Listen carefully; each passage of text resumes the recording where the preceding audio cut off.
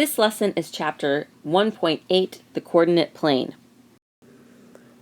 The coordinate plane is formed by the intersection of a horizontal number line, called the x-axis, and a vertical number line, called the y-axis.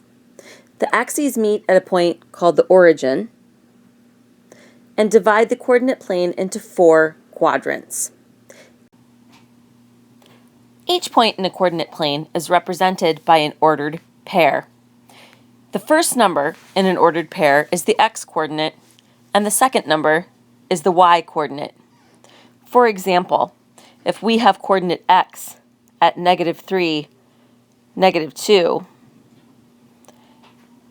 the -3 represents the dot's location on the x-axis, and the -2 represents the location on the y-axis. In quadrant 1, both digits in the ordered pair are positive. In quadrant 2, the x-axis is negative, the y is positive. In quadrant 3, both digits are negative. And in quadrant 4, the x is positive and the y is negative. Let's name the coordinates for each of these points, beginning with A. We locate the coordinate pair for A by simply placing it on the xy axis. So if we draw a dotted line up from our number, or from our point, we land on 2. So 2 is the first digit in our ordered pair. If we work our way over to the x-axis, we land on -4. So the ordered pair for point A is 2, -4. Let's repeat that process with B. First, we'll draw a line to the x-axis from point B. That's -3. Now let's move over to the y-axis, which places us at 2. So the coordinate pair for point B is -3, 2. Another way to think about this is to locate the points from the origin. So if we use that method for A, we could say that point A is 2 units to the right of the origin. And we know if we move to the right on a horizontal number line, we're going towards the positive side. And then it is 4 units down from the origin on the y-axis. We know on the vertical number line, if we go below the origin, it is negative. So that gives us our point to -4. Now let's look at point B using that same method. We can see that point B is 1, 2, 3 units to the left of the origin. Again, we know if we move to the left, we're going to the negative, so that'll be a -3.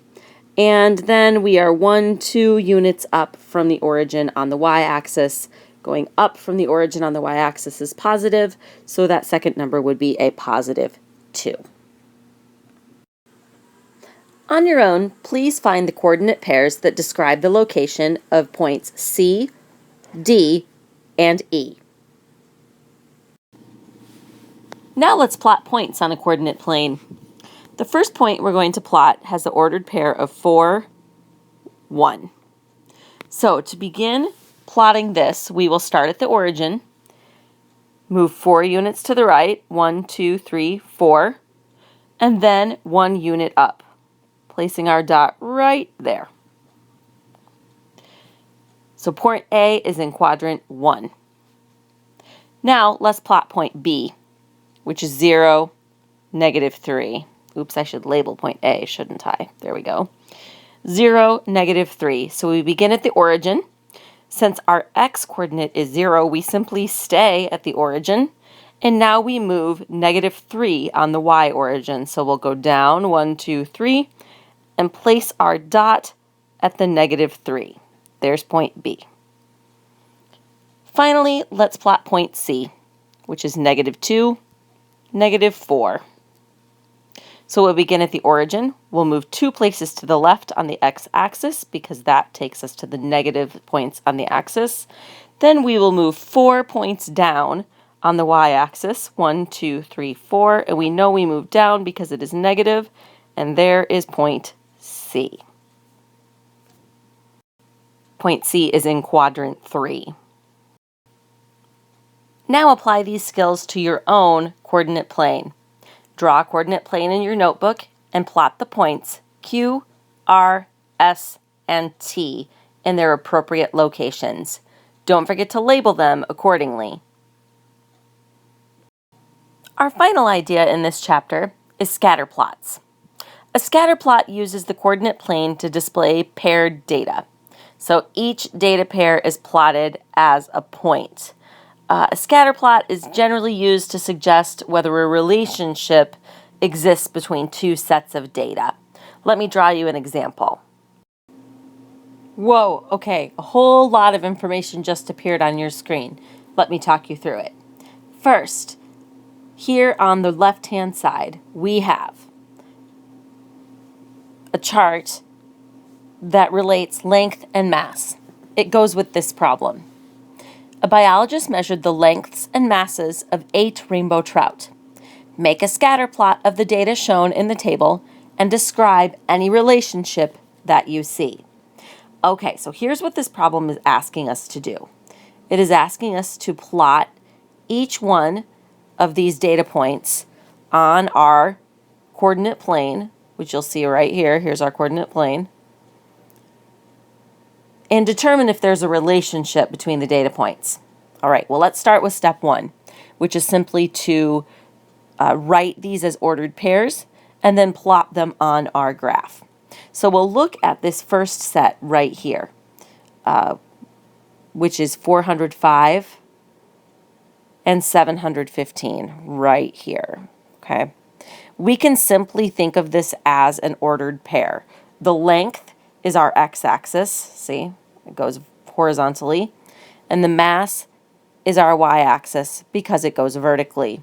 So we can simply look at these and think of them as ordered pairs. So the first ordered pair is 405 and 715.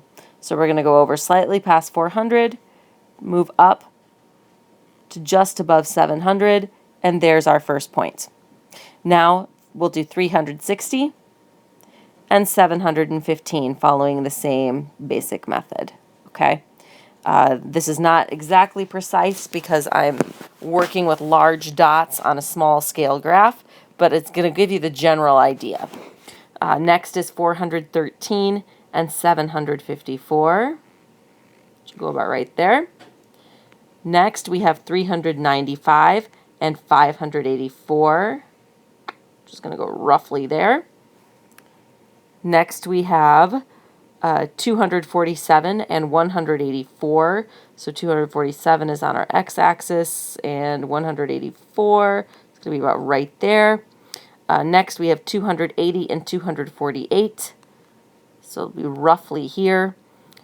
Next we have 265 and 223, which is going to go roughly in there. It's kind of turning into a blob right there. And now we have 351 and 506, so it'll go roughly there. Okay, so what can you see is a general pattern that's forming on our scatter plot? Well, we can roughly see that as the length increases, our weight is also increasing. Can you see that we kind of roughly have a graph line that goes up? It's not perfect, but you can see that as the length goes up, so does the mass, which makes sense. A longer fish would, theoretically, be a heavier fish. So the data points also are logical and make sense. That's all for today. When I see you tomorrow, we'll work on some practice problems to seal in these ideas about scatter plots and the coordinate plane.